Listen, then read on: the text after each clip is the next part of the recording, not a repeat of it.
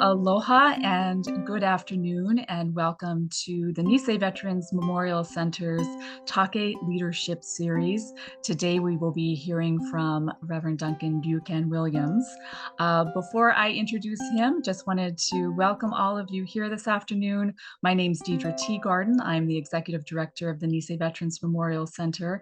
And if you're interested in finding out a little bit more about our organization, please look us up on the web at nvmc.org.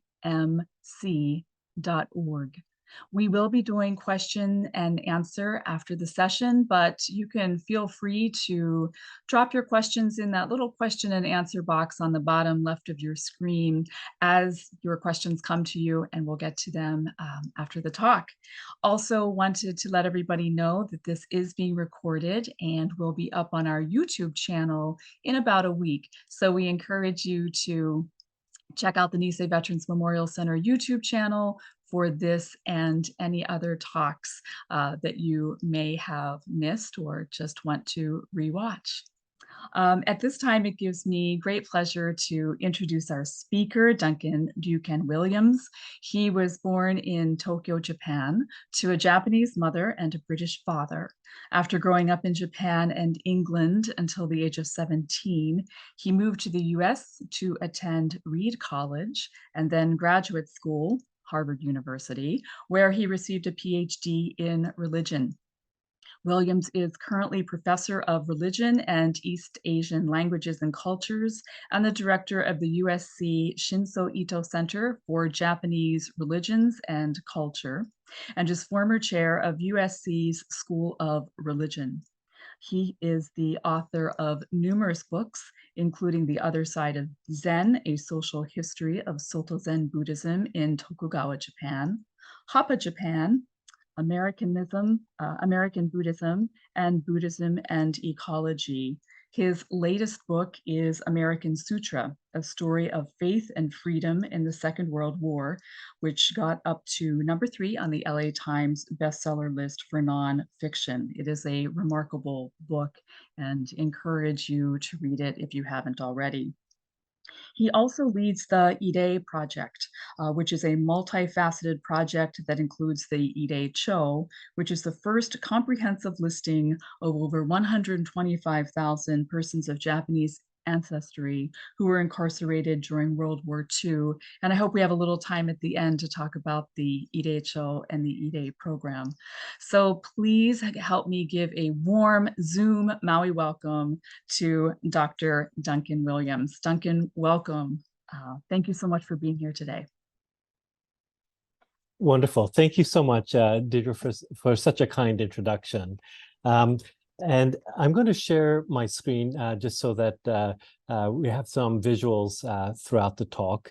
But I was hoping to speak, as Deirdre mentioned, a little bit about the book that is about the World War II Japanese American incarceration and the role of Buddhism in that history, but also tie it in at the end to the topic of the IDE project, this memorial and monument project around the names of those who were incarcerated back in World War II.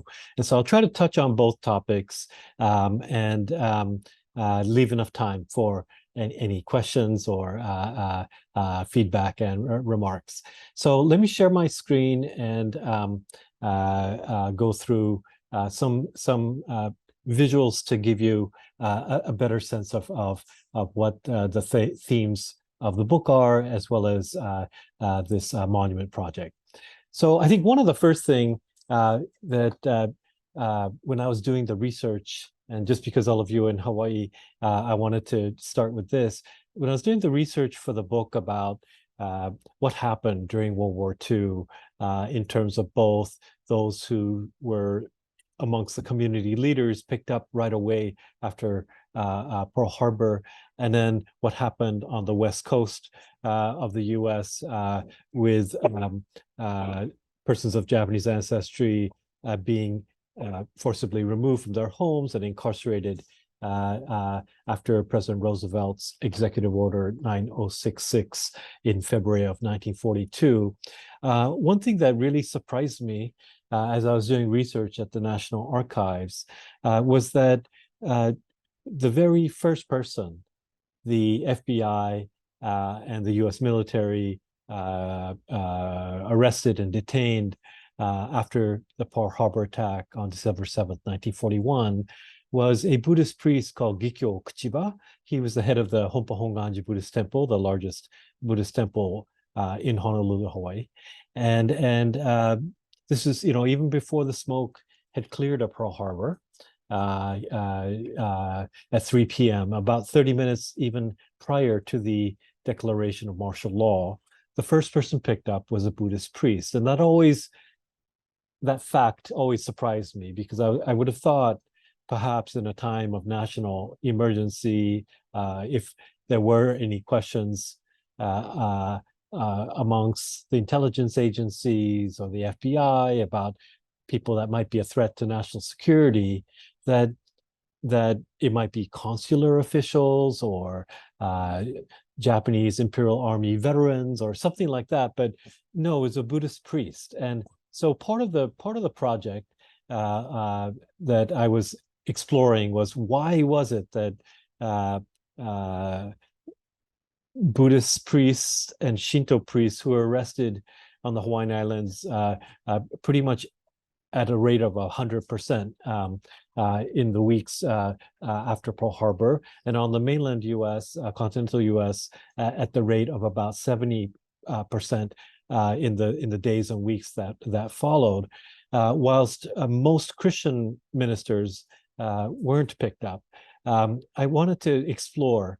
I think we tend to think about what happened to Japanese Americans during World War II through the lens of race and racial prejudice and the kind of targeting and animus that derives from that longer history of racial discrimination in the U.S. But what I wanted to explore in this book and in this presentation today is a little bit about the role of religion in also shaping what happened during World War II. And so this is a slide just showing, one of the people from the Liliha Shingonji mission is still there in Honolulu, but the Buddhist priests there being picked up. The idea of religion as well as race being a factor as to why people were seen to be a national security threat. I wanted to show you a few more slides of some people in Hawaii that will go into this topic a little bit more clearly. And so here you can see, for example, it is a card that's stamped with December 8 on it. Within 24 hours, most of the Buddhist priests and Shinto priests on the islands of Hawaii were picked up.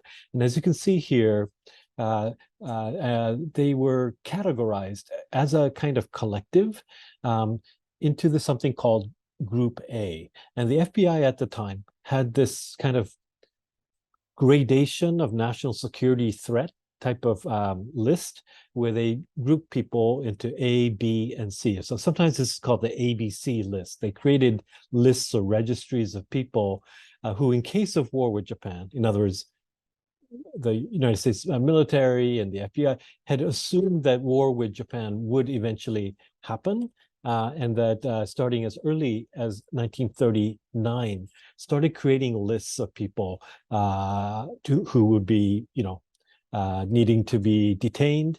They started coming up with plans of, if war with Japan happened, how to declare martial law, how to shut down the ethnic press or radio, things like that.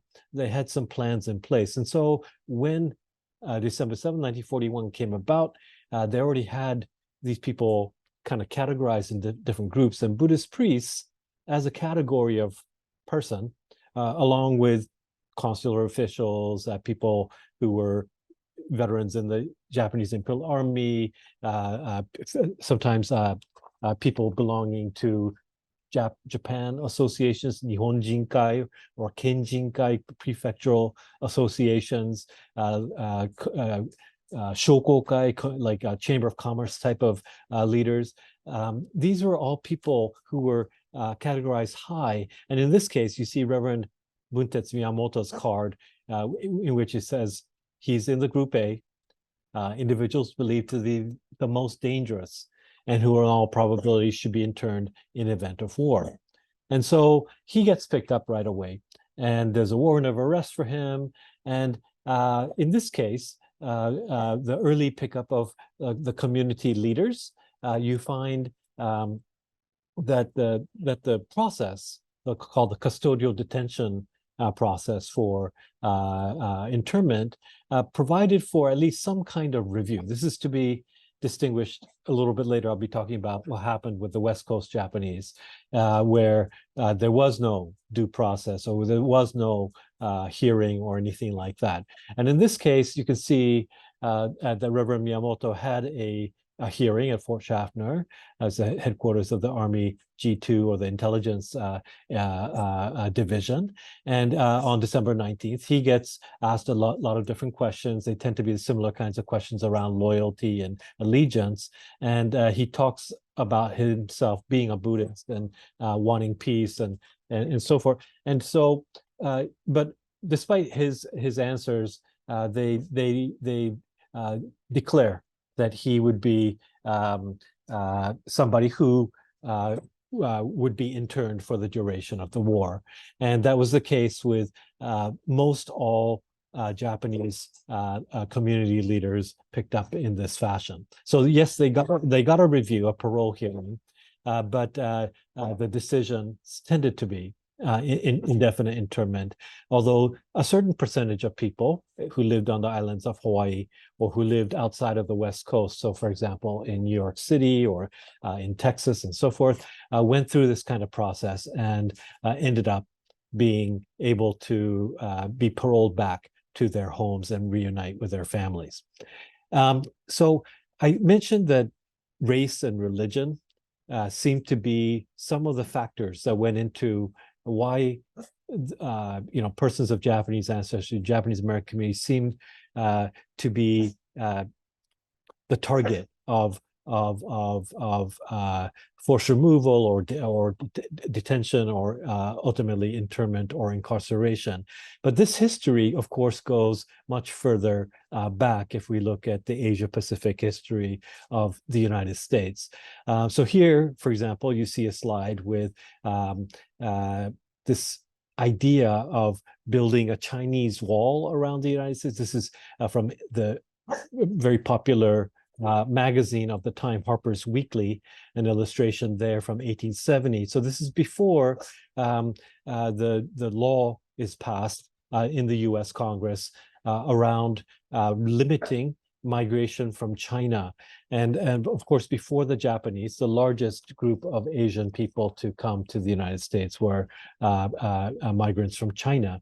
And so ultimately, there's a federal law, the first of its kind to target one ethnic group or people of a particular ethnicity or race, the Chinese Exclusion Act of the 1880s, that the rhetoric leading up to it had to do with this idea that Asian people are somehow invading the United States, and that part of the threat of that kind of large-scale migration had to do with in this pamphlet on the right, you see this phrase, the heathen Chinese despotism that could be formed in San Francisco. So this fear of a racially unassimilable group, but also the word heathen, pointing to, in other words, not Christian, a group of people who would be ill-suited to be settling in an American territory. And so, despite the Constitution's guarantees of religious freedom and so forth, the idea of America as a essentially white and essentially Christian nation that had a very strong valence in this period before Pearl Harbor. And you can see how things like, even after the Exclusion Act, the Chinese Exclusion Act is passed, you see this other Harper's Weekly illustration titled "The Yellow Peril," and you see this kind of constant fear of, in this case, you see a land illuminated by the Christian cross being kind of threatened by these ominous dark clouds approaching from the distance, where in the middle of it, you see the Buddha kind of coming towards this territory. And this is called the Yellow Peril. And so that trope, you see it replicated here on the left-hand side of the slide with this thing from during World War II, the Free World Magazine illustration, where you see this, again, threatening image of a militarized, tank being guided by this samurai figure, obviously representing the Japanese people, not hiding behind, but like resting behind the image of the Buddha.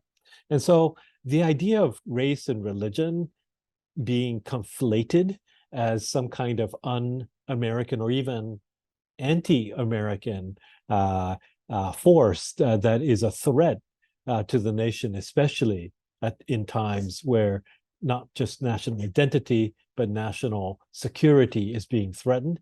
That's kind of the backdrop as to why it was that, Reverend Kuchiba was the first person arrested after Pearl Harbor. So now let me move to 1940, a few months later, not December 41, but in February 42, when the executive order by President Roosevelt had been issued. The order talked about, again, national security. It talked about removing anyone who the Army deemed to be a threat to national security to various kinds of incarceration facilities. The first type of temporary facilities were called assembly centers. And here you see a picture of the assembly center for people who lived in the state of Washington in the city of Seattle. It's about 30 miles south of Seattle. It's a livestock and a kind of county fairground type place that was sometimes kind of almost in a joking fashion called Camp Harmony. But these temporary facilities sometimes set up in livestock centers, county fairgrounds, horse racing tracks. If you lived in San Francisco or LA, if you were Japanese American and removed to these temporary detention facilities, you were living in essence in horse stalls for the spring and summer of 1942. And the two salient things that characterize the roundup on the West Coast was, number one, how extensive and thorough it was. First of all, they didn't make there was no trials, there was no individual consideration. Everyone was treated as if they were the enemy, a threat to national security. So it didn't matter if you were a US citizen or not. It didn't matter if you were like an infirm grandmother or a little baby. If you had what Colonel Carl Bendiston, the chief architect of the West Coast removal program, called a drop of Japanese blood, he said, then you are subject to that executive order. And so even if you're a little mixed race baby or something like that, you would need to be sent to initially an assembly center. Once at the assembly centers, the first thing they did was check for contraband. And most people had between a week and 10 days to look around their house or apartment and figure out what they would take. And they could only take what you could carry. So it often meant like a single suitcase. And you'd have to figure out what you would take to go to these places for, a time. It's not like a prison sentence where you knew what the sentence, is 3 years, or like it was for a time indefinite, and ultimately to these camps, these more permanent camps, to a place, unknown. So when people first went into the assembly centers, they didn't know where they were going to go next. And so if you can imagine at that time when you first went in, it's like a prison, and they would check for contraband. And the contraband rules some of it had some sense, you know, it made some sense in the respect of, you know, you probably don't want guns to be smuggled in, and that. So they were checking for firearms because of their worries about espionage and whatever, however unfounded. They were looking for cameras and anything else that would be something that the population could somehow use to you know, engage in either sabotage or espionage, the two things that the U.S. military was most concerned about. But the one rule that really I found quite shocking was that they also confiscated as contraband anything that was written in the Japanese language. And this included, you know, Buddhist sutras. It included, you know, a collection of haiku poetry or something like that. But they made two exceptions to this general rule of Japanese language texts as contraband. And one was this rule about if you had a English-Japanese language dictionary and you were trying to learn English, and therefore you needed, you know, this dictionary which had, you know, some Japanese script in it, that was okay. And then the other thing that was exempt from the contraband rule was if you had a Japanese language Christian Bible, that was okay. So the main message that people received as they went into these camps at the start of 1942 was that if you were, you know, I sometimes call it Anglo-Protestant normativity, but like the norm to be American, to be a loyal American, was to be English-speaking and Christian. And so if you were anything else, that was suspect, that was grounds for being thought of as disloyal, as non-American, or perhaps even anti-American. And so I wanted to show you this image, though, of one family. This is a family of the Terakov family from Portland, Oregon. And this is in the Portland Assembly Center. It was a former, it's called the Portland International Livestock and Expo Center. Still exists there today in North Portland. They have a lot of cows and horses and stuff. But they moved in, and you can see this family, they try to make it, you know, as livable and comfortable as possible. And this is the daughter of Reverend Tansai Terakawa, who used to run the Oregon priest at the Oregon Buddhist Church, and she's playing checkers with her friend Lillian Hayashi on the bed there. But as you can see on the wall, there's a large American flag and a image of the Buddha. And for this family, at least, they wanted to make a claim that you could be both Buddhist and American at the same time, and that they were going to make that claim despite having been moved by their government as a threat to national security. They wanted to make a different kind of claim and story about what it meant to belong in America. And they were, in this sense, expressing their religious freedom despite the kind of norm that the government expected of the Japanese American population.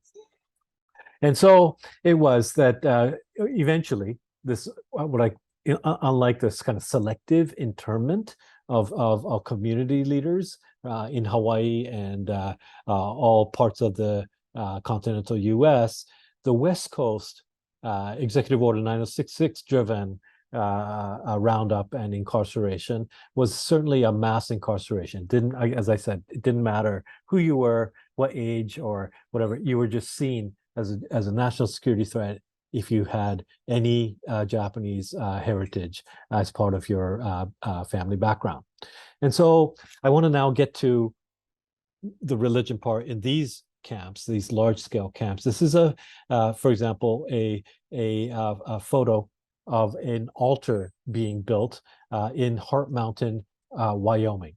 And Heart Mountain, Wyoming was one of the 10 WRA, or the War Relocation Authority camps, the 10 large, more permanent camps set up by a civilian agency run out of Washington, D.C. To place people of Japanese ancestry. And if you can imagine people in camp they had lost, their businesses, their jobs. If you're in college, maybe you're kicked out of your college to go to camp. And so that sense of disorientation and loss and, this was something that many people thought, whether if you're Buddhist, maybe Buddhism could do it. If you're Christian, maybe Christianity could provide some sense of orientation in the world, of meaning and purpose, when that seems to have been taken away from you by your government. And so setting up a Buddhist temple inside of a barrack and building an altar and a place for people to gather for Buddhists, and then for Christians, setting up a space, a Christian space for Bible study, for a Sunday service, for fellowship and community. These were the things that were quite on the minds of people once they got their personal affairs figured out in their own barracks. And so in this case, you see a beautiful altar. Of course, they didn't transport it from Los Angeles. This is a group from Los Angeles, California, but they didn't transport it from LA, but they used found desert wood, some things from the mess hall, some wooden crates from fruit packaging and whatnot. They were able to build a beautiful altar because they had some master craftsmen, the Nishura brothers. They were actually from San Jose, California, but they were well known for having built the San Jose Buddhist temple before the war. And they were involved in trying to recreate Buddhism in the camps by having these places that they could go to and altars that they could kind of orient themselves around. So that's just one example of how people, may have been targeted because of their race and religion, but they also used their traditions, including Buddhism, to help survive the war and find a way to orient themselves during this time of great uncertainty and loss and confusion. Another example you see in this photo is an image of a ojuzu, or a prayer bead from the Buddhist tradition. This is from a different camp in Santa Fe in New Mexico, where a Soto Zen Buddhist priest was able to they had a kind of Geneva Convention standard for rations around fruit. And they had one piece of fruit designated per week. And so he kept the peach pits enough so he could make his own ojuzu, or prayer beads. And that was something that was very important to him as a way, again, to find some method to be able to continue and maintain his faith practice despite being incarcerated in a camp. And so these were some of the ways in which people, and this is another example of a homemade butsudan out of desert wood that comes from the Arizona camp called Poston, the War Relocation Authority camp called Poston, and they built something for their own barrack, not a communal space, but inside their own barrack. People had family altars that they couldn't carry with them, obviously, if you only had one suitcase, and so they made out of wood, desert found wood, these actually quite beautiful altars in camp.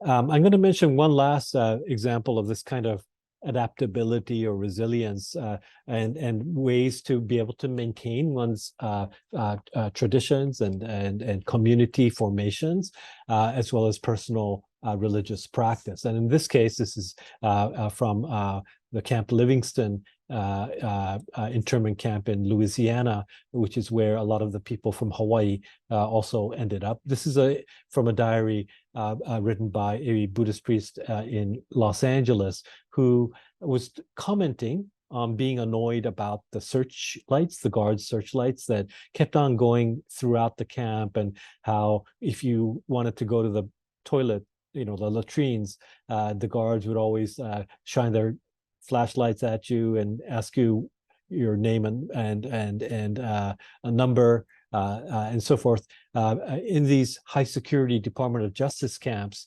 they had this other kind of protocol where they really believed that these people were at any time ready to cause a riot or engage in subterfuge, sabotage, or espionage. And so it was treated kind of like a high security prison. And so he was complaining, this Buddhist priest, about all the searchlights going through the barrack rooms all throughout the night and so forth. But he comments, I'll read the second sentence, as if trying to practice meditation under the moonlit pine, I have been viewing the guards' searchlights as the Buddha's sacred light and have been practicing Komyo meditation together with Kobo Daishi. Kobo Daishi is the founder of his sect of Buddhism, the Shingon school of Buddhism. And he talks about how he's kind of, instead of being upset about the searchlights, he's going to use them as if it was the moon. And he would kind of use his these things that were troubling and transform it into something that would be helpful for his Buddhist, maintaining his Buddhist meditation practice. And Christians did similar kinds of things. This is an example from, again, Poston Camp in Arizona, of people who made it a daily practice to not just read the Bible, but in this case, write. This is Captain Masao Kitaji. That's why it's called the Kitaji Bible. But he woke up every morning at 5 a.m. in this camp, and he felt the best way to deal with it, this feeling of incarceration and being told you don't belong, would be to not only write out the Japanese version of the Christian Bible, but to write commentary and have illustrations and basically really do a very deep kind of Bible study during his time in camp. And so this is a type of practice that people engaged in as a way to kind of maintain some kind of perspective during their incarceration. And the probably more family or less private community-oriented aspect of that kind of role of religion in camp, of course, came when people died in camp. As you might be able to imagine, the loss not only of homes, businesses, and life opportunities that came before camp would only be compounded in camp when, especially the first year, these camps are very hastily built and in very inhospitable environments, and so the very vulnerable, like the young babies and the elderly, you can see in this photo, just because of the size of the coffin, I think you can recognize a small child that is receiving a funeral. And then you can see this columbarium and a Buddhist funeral service in Manzanar, one of the WRA camps in California. But the idea of having some way to go through this camp experience where the people who didn't survive camp would also have a way to be memorialized in some way was very much a big function of both Christian ministers, Buddhist priests, all helped out with helping families kind of cope with that type of experience in camp. And so one of the things that I'm going to start to transition to this IDE project, one of the ideas that some of the people in these camps had was, when these deaths happen, to have some, in addition to the ritual and ceremonial aspects of funerals and memorial services, to actually build monuments and memorials to those who passed away. And in Manzanar, under the leadership of Reverend Shinjo Nagatomi, who you see pictured here in front of this monument that still exists today, it looks like this kind of white obelisk type of monument built in the cemetery district of the Manzanar camp, called the Ireto. I in the Japanese kanji or character, it means to console. Re means spirit or spirits, and to means like a tower. So it's like a tower to console the spirits of those who've gone before. But Reverend Nagatomi would also say, it's also to console the spirits of those left behind, the family members left behind. And so in addition to that kind of monument making, especially because today's talk, is with the Nisei Veterans Memorial Center. I wanted to also mention that in camp, one of the things the government did allow, because I think ultimately they realized that those who either volunteered or were drafted into the 100th or the 442nd Regimental Combat Team or the Military Intelligence Service in the Pacific, and gave their lives for their country, and sometimes ironically for those families in the camps, whilst their siblings and the parents were in camp, the government ultimately thought that the fight against fascist Italy and Nazi Germany and militarized Japan, the rhetoric that President Roosevelt used was about the four freedoms, one of which was religious freedom. And so they emphasized, and this has also happened in Hawaii, when under martial law, the military government started to allow Buddhist temples and Shinto shrines, which had been kind of shut down in the first year of the war. Once members of the 100th and 442 and MIS started coming back, unfortunately, having died in combat, the ashes, they started to allow ceremonies and rituals of remembrance.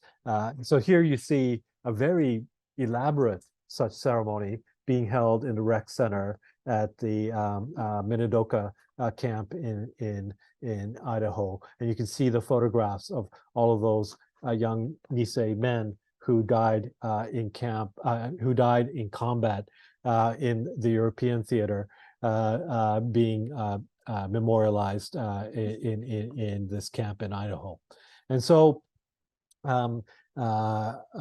again, this issue of adaptability and resilience that I talked about in camp was something that the those who served in the armed services themselves also kind of took on. And so at that time, as I was mentioning, the kind of Anglo-Protestant normativity kind of extended somewhat in the armed services to other religions, where on dog tags you could get little marks that denoted your religion in case you died on the battlefield and the chaplain needed to know what religion you were so that the appropriate rites could be administered. And at that time you could get a P for Protestant, a C for Catholic, H for Hebrew, which means Jewish, and then an X for none or other. And so Buddhists who served in the armed services during World War II would typically get an X, but as you can see, this one individual, this is at the Nichiren Temple in Honolulu. It's at the shrine. He made his own extra dog tag, in which he denoted that he's a Buddhist, and it says Nam-myoho Renge Kyo, which is the Nichiren Buddhist chant. And so, and the other one shows something from the Seattle Buddhist temple, where it says Namu Amida Butsu, and it's for somebody who served in the 442 from Seattle, Washington. It's called a Senninbari, but a kind of protective Buddhist amulet of sorts, and something where people again try to adapt to the situation and yet maintain, just like that family did in Portland, by putting the Buddhist picture and the flag on the wall, maintaining some kind of idea that they could be a proud Japanese American Buddhist and still be loyal to the United States. And so that was the kind of background, both in camp and in the armed forces of the time, about adaptability, resilience, and how people kind of turn to their faith in time of war, both on the battlefield as well as in camp. I'm going to quickly try to wrap up today by talking about the project, the IDE project that Deirdre mentioned. And it's basically, as she noted, a project that began with a names list making. I led a team of researchers to work on a list that included 125,284 names, which is what we ultimately came up with, of people of Japanese ancestry who were incarcerated during World War II. And it was a project that it seemed extremely important to me that, given that this was a history where these people, again, as I said, whether you're a US citizen or not, whether you're a little baby or your grandmother, these people all just conflated together with the enemy, and their individualities were not really dignified and afforded a personhood. So for this history to be recalled and repaired in a certain way, we needed to come up with not just a list of names that included everyone in any one of the many different camps that existed, the 10 large ones run by the WRA, but there are at least 65 other camps, including some, as you know, in Hawaii, such as the Sand Island or Honolulu. But there's these camps that have not been fully accounted for. Who were in all of these camps? What are their names? And even if we have government rosters and transfer lists and so forth, how do we make sure that people's names are spelled accurately? And so that became the project. And we have an online archive that's being slowly rolled out in the months that's coming up ahead, and some light sculptures that we're going to be building at the former confinement sites.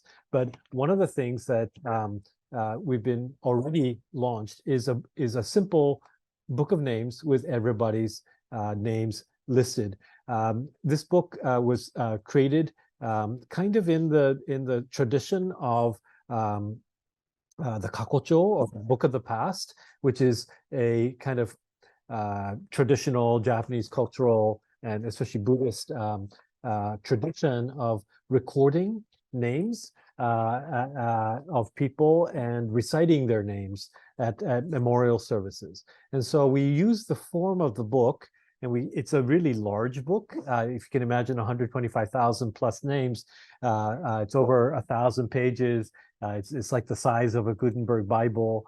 And we created this book of names, and we sequenced people in the Japanese kind of cultural tradition of respecting elders and ancestors. We put the 90-some-year-old oldest person's name is the first name in the book, and the last name in the book is a baby born right before the last of the camps close.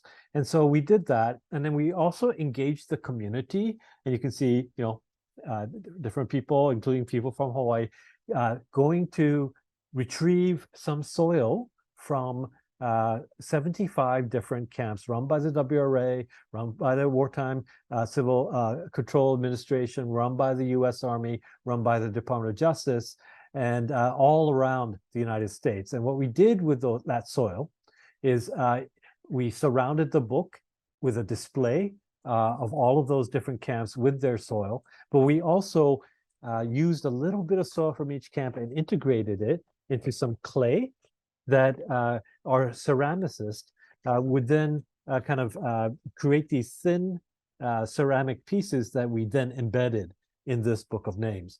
And so people have been, since we launched this last September, it's on display at the Japanese American National Museum, which is located in LA. But people have been coming to acknowledge and honor. Maybe it's a grandfather or a sister or a favorite aunt, different people in the book. That process is something I've been calling this kind of repair work of America's racial karma.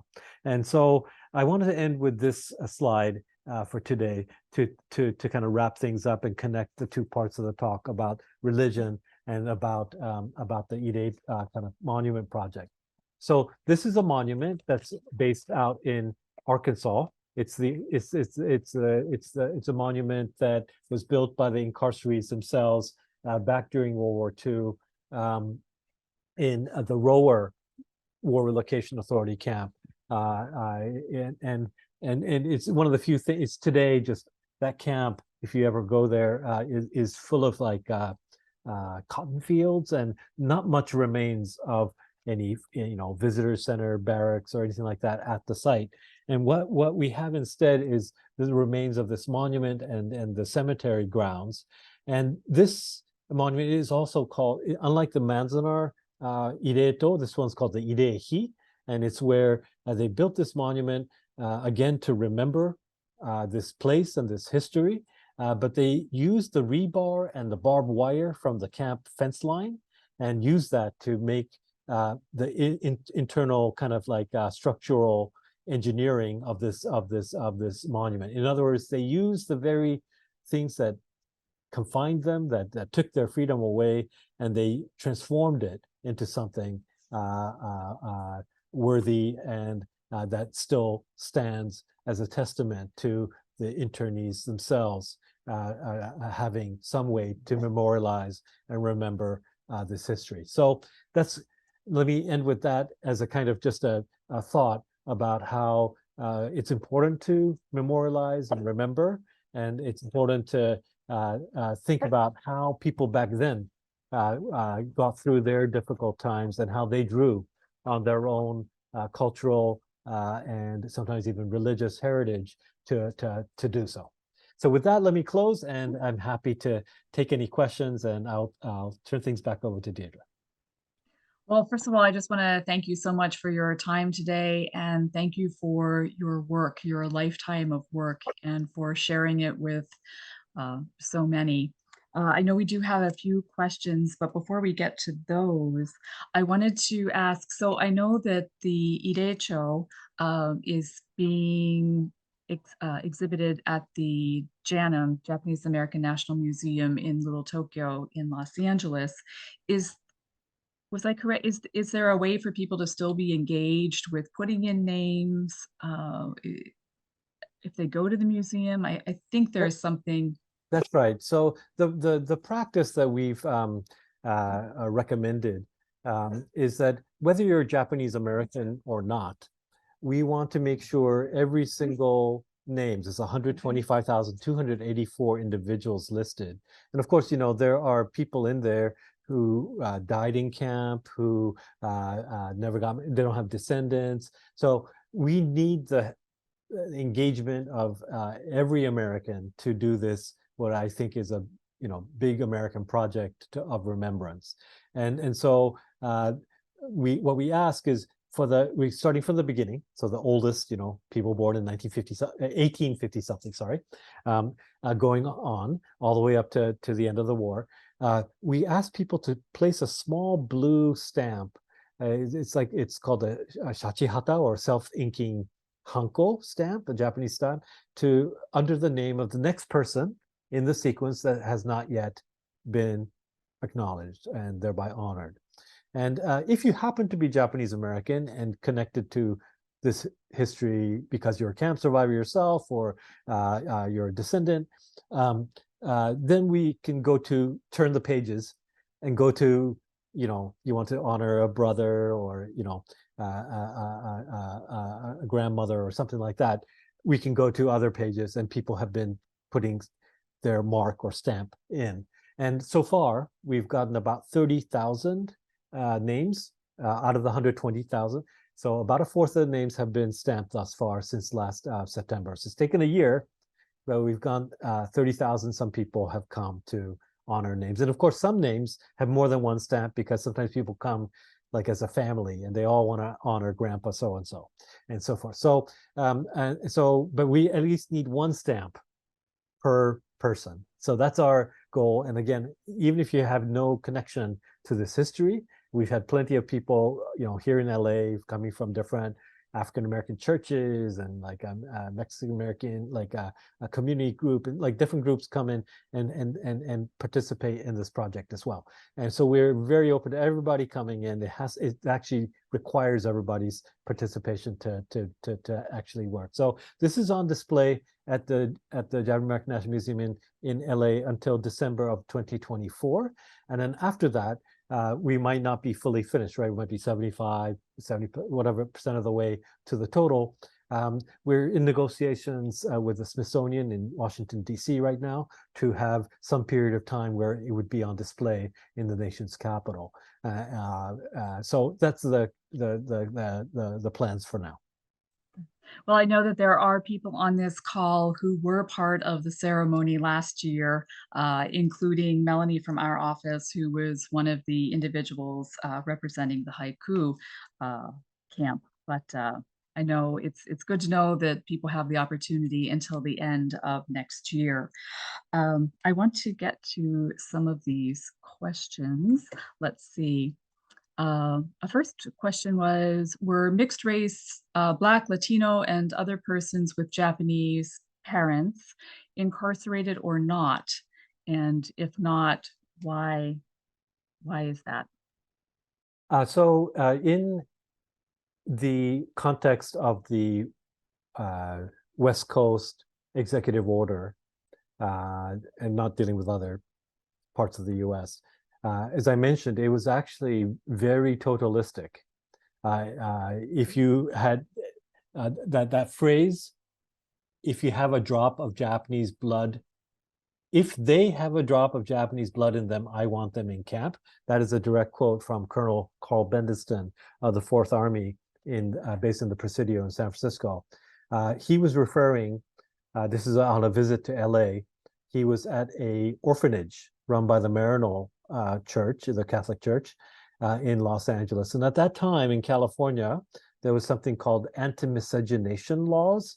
And it had to do with a ban on interracial marriages. So people who were of mixed background, they often had to go up to Seattle in Washington state, which didn't have such a law, or down to Mexico and get married there. And when they had kids, technically they were illegal, you know what I mean? Like in that period of American history. And so a lot of times the family, they had different issues. So kids were given up to orphanages. So the orphanage run by the Maryknolls had a lot of these mixed race babies and 5-year-olds and so, and in what sensible mind would they represent a threat to national security? But the official answer of the U.S. Army colonel at the time, he was the chief architect along with Lieutenant General John DeWitt, his comment was, if these mixed race babies have even just one drop of Japanese blood in them, they were subject to the executive order and therefore needed to go to camp. And so ultimately about 400, I believe it's 471 mixed race families, Japanese and Black, Japanese, Filipino Japanese and white Japanese, and all kinds of different mixed, combinations. 471 families, as far as I know, were in these camps, including people of Japanese Eskimo or Alaskan mixed families. They were also brought down all the way from Alaska to the Minidoka camp in Idaho. So the answer is yes. People of mixed, they did have, as the war went on, some special exemptions where people could get out of camp. If mixed race families that could show the WRA some special circumstance that where they had to prove things like the family was very Americanized and a Christian family, like things like that, and they had some letters from the churches or something. They were sometimes able to get released from camp earlier, but in terms of the initial incarceration, everyone of mixed background was subject to the incarceration. Are there any families still waiting for reparation payments? So the U.S. reparations, the Civil Liberties Act of 1998, that Ronald Reagan signed, that had as its premise that the recipients, the Congress passed a piece of legislation that talked about a letter of apology from the president, as well as a reparations or redress check of $20,000 per person. That was on the basis of the person being alive at the time of of the time of the legislation. So obviously those who are already quite old never received reparations, which is why 81,000 reparations checks went out through that act. But obviously I mentioned 125, there's a lot more people than the number of reparations checks. So as for who didn't receive it, in addition to those who are already dead, because you had to be alive at the time to receive the check, people who were Japanese, this is a little bit more complicated story. I don't have a full amount of time to get into, but in addition to Japanese Americans, there were several thousands of Japanese Latin Americans, especially from Peru, Japanese Peruvians, Japanese Mexicans, Japanese Bolivians, Japanese Colombians, who were also placed in these camps in the US. They were initially rounded up by those governments, put on a ship that landed in Louisiana. And once they set foot, it's not like they asked it. They were literally with no charges or like rounded up, put on these boats. They land in New Orleans. And as soon as they step onto US soil, the INS, which is a division of the Department of Justice, arrest them as illegal aliens, like with people without a proper visa. Why would they have they had been rounded up, but and so they were then put into the Department of Justice system, primarily at the instigation of the State Department at the time, wanted to have basically for prisoner to prisoner, civilian prisoner exchanges. And there were two big exchanges through the Swedish government, the Gripsholm, with these civilian exchange ships. There were supposed to be three, only two really happened, where people, especially from Latin America, were exchanged for US citizens living in Japan, who had been caught living in Japan and placed in camps in Japan. There was this idea of exchange. Those people, because they were not US citizens or eligible to be US citizens, even though they were brought to the United States forcibly, were not eligible in that piece of legislation from the 80s. So they are still campaigning for reparations and recognition. Let's see, I think we have time for one more question. Is there a way to check via computer rather than physically viewing the book in LA to see whether my relatives' names are listed in the IDHO? Yes, and that is the purpose of our website or online archive. Although the website is not meant to be live until next month, we do have a beta site that's actually been accessed over 20,000 times already, which if you were simply trying to do a search on a name, you just go to the site. It's www.ireizo, I-R-E-I-Z-O, ireizo.com. And you can look, obviously, just go to the search button. It's on the upper left side. You can search by a name, you can search by a camp, but you should be able to find people's in there. They should have, in addition to their names, the camps that they were in. We very much invite the public, especially if you have this connection, to check. In fact, if someone in your family who you know to have been in camp is listed, we think we are 99%, but accurate with our people, but we are very much intent on making sure nobody's left out.